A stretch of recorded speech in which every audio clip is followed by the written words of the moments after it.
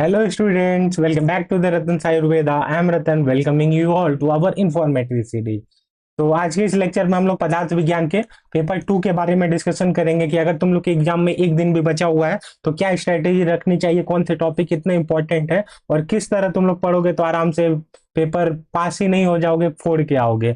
तो आज अब एक बार पदार्थ विज्ञान के पेपर 2 के डिस्कशन कर लेते हैं, मार्किंग वगैरह या फिर क्या क्या कौन से टॉपिक कितने इंपॉर्टेंट है। उसके पहले मैं बता देना चाहता हूँ कि पदार्थ विज्ञान के पेपर 2 का सिलेबस मैंने वन शॉर्ट लेक्चर में अप्रॉक्स 1 से 1.5 घंटे का लेक्चर में पूरा कवर करवा दिया है और विथ एग्जाम्पल के साथ साथ। तो तुम लोग जाओ और पेपर 2 का वन शॉट देखो आराम से, वहां से तुम लोग के सारे टॉपिक्स क्लियर हो जाएंगे। पेपर से पहले, एग्जाम से पहले बस तुम लोग ये वन शॉट लेक्चर पदार्थ विज्ञान का जो मैंने कवर करवाया है उसको देख के चले जाओ, तुम लोग के पेपर आराम से बहुत अच्छे जाएंगे और आराम से पास हो जाओगे, कोई दिक्कत नहीं आएगी। तो देखो पेपर 2 में देख लेते हैं एक बार कि कौन कौन से टॉपिक है, कितने इंपॉर्टेंट है। तो परीक्षा और आप्तोपदेश, आप्तोपदेश परीक्षा और प्रमाण, तो इनसे तुम लोग के 26 मार्क्स के क्वेश्चन बनने हैं। एमसीक्यू भी आ सकता है, 5 मार्क्स के भी आ सकते हैं, 10 मार्क्स के भी आ सकते हैं। अब नेक्स्ट है प्रत्यक्ष और अनुमान। प्रत्यक्ष और अनुमान तुम लोग का 42 मार्क्स कैरी करता है। तो देखो ये बहुत मेजर पोर्शन है, प्रत्यक्ष और अनुमान इन दोनों को मिला के टोटल 42 मार्क्स के क्वेश्चन आ रहे हैं तुम लोग के। और 42 मार्क्स मतलब समझ लो कि अप्रोक्स 42% तुम लोग का एग्जाम यही कवर कर रहा है, तो इनको बहुत अच्छे से कवर करना है।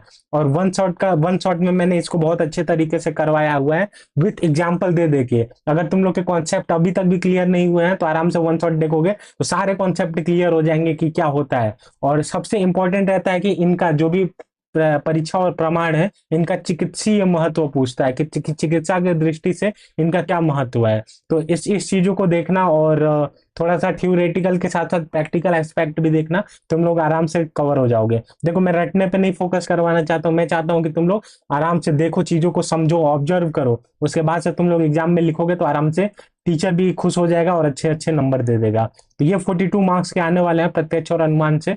इनमें से भी एमसीक्यू भी आ सकता है, 5 मार्क्स के भी आ सकते हैं और 10 मार्क्स के भी क्वेश्चन पूछ सकता है। तो ये बहुत इंपॉर्टेंट होने वाला है। और थर्ड पार्ट है युक्ति हो गया, उपमान हो गया और उसके साथ साथ कार्य कारण सिद्धांत हो गया। इनसे 32 मार्क्स के क्वेश्चन बनने वाले हैं। और उसमें से भी देखो युक्ति और उपमान से तुम लोग के 10 मार्क्स के क्वेश्चन नहीं आएंगे, यानी 5-5 मार्क्स के क्वेश्चन आएंगे। समझ लो अगर दो 5-5 मार्क्स के आ गए तो भी 10 मार्क्स के क्वेश्चन आ गए। तो इसके हिसाब से तुम लोग का कार्य कारण सिद्धांत जो है, इससे तुम लोग के एक 10 मार्क्स के क्वेश्चन ऐसा माना जाता है कि हर साल मतलब एक क्वेश्चन आता ही है कार्य कारण सिद्धांत से। तो इसको भी अच्छे से कवर कर लेना और युक्ति और उपमान को देख के चले जाना। यहाँ से तुम लोग के 32 मार्क्स के क्वेश्चन आ जाएंगे और इनसे एमसीक्यू भी आ सकता है, 5 मार्क्स के भी आ सकते हैं। लेकिन युक्ति और उपमान से 10 मार्क्स के नहीं आएंगे, कार्य कारण से एक 10 मार्क्स का क्वेश्चन आ सकता है। तो देखो ये तो रही पैटर्न की बात। तो और अब आ जाता है कि पढ़ना कैसे है। तो देखो ये 42 मार्क्स का क्वेश्चन है, ये मैंने बता दिया, इन दोनों को बहुत अच्छे से कवर करो। और ये 32 में कार्य कारण सिद्धांत है, इसको बहुत अच्छे से कवर करो। ये तीनों टॉपिक पढ़ के चले जाओ और इसके बाद से बाकी के कवर तो सारे ही करने हैं। तो कवर कहाँ से करोगे, तो वन शॉट लेक्चर जो मैंने पढ़ा दिया है उसका डिस्क्रिप्शन में भी लिंक दे दूंगा, आई बटन में भी लिंक दे दिया है। तो वहां से जाओ और आराम से वन शॉट लेक्चर देखो, 1-1.5 घंटे का। एक बार देखो, 2 बार देखो, आराम से सारे टॉपिक क्लियर हो जाएंगे तुम लोग के पदार्थ विज्ञान के। और तुम लोग पदार्थ विज्ञान का पेपर 2 भी फोड़ के आने वाले हो। तो चलो फिर इतना ही रखते हैं इसको, इस लेक्चर को शॉर्ट में ही। बस तुम लोग जाओ, पेपर को फोड़ के आओ, आराम से पास हो जाओगे, कोई दिक्कत वाली बात नहीं है।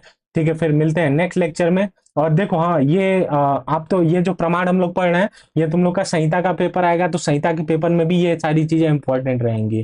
तो सिर्फ इसको पदार्थ के लिए ना पढ़ के ऐसा पढ़ो कि संहिता में फिर तुम्हें दोबारा इस चीज को नहीं पढ़ना पड़े। तो काफी अच्छे से इसको खत्म करना, क्योंकि ये संहिता में भी एक क्वेश्चन प्रमाण प्रमाण से related most of the time आता ही आता है।